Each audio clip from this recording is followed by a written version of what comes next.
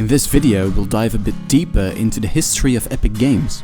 How did they become the juggernaut they are today? And how does their business strategy impact the gaming market? Lastly, I'll give you my personal opinion as to why I think their business strategy is so brilliant. Not the most consumer friendly, but brilliant nonetheless.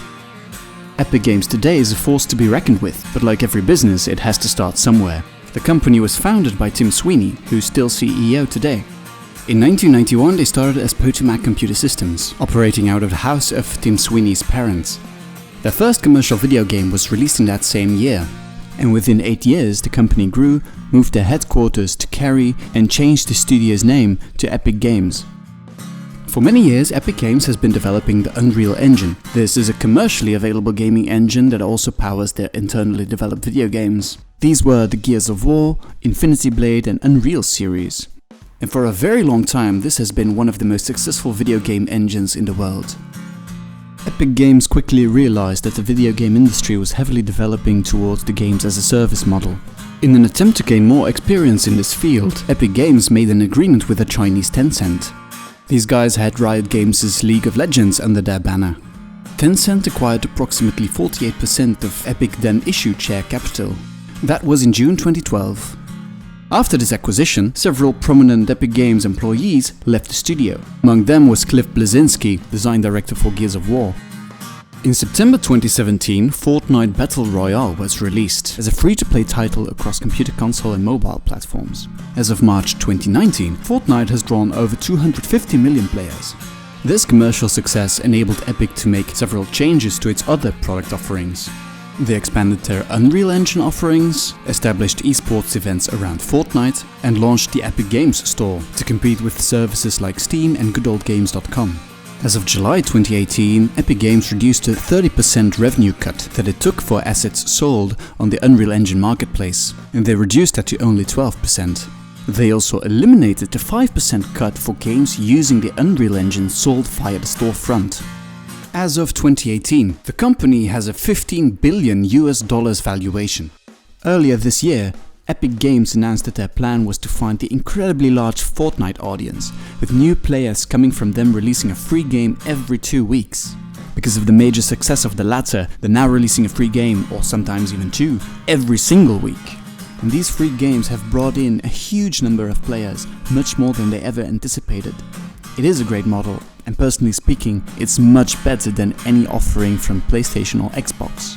Because the so-called free games you get there are still associated to a subscription fee. And honestly, these free games are well worth your time.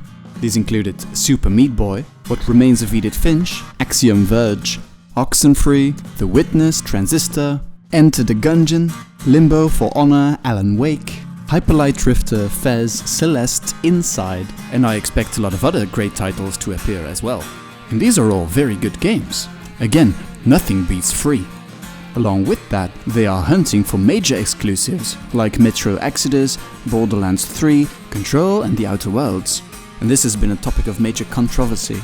As you can clearly see, people who are invested in other storefronts like Steam, they wouldn't be able to play their favorite games through their favorite store. Luckily, Good Old Games Galaxy 2.0 is trying to change that. That's why a lot of people are excited for it and will be covering it when it releases. Back at GDC earlier this year, Sweeney said that, and I quote, "There are a lot of stores. Everyone thinks the stores have so much power, but nope. Players wanting any game will go where that game is. The stores are just providing a service to gamers and to developers. They're not the focus." Unquote. I'd say money is power. And when Epic Games is making exclusivity deals with developers, it is them who have the money.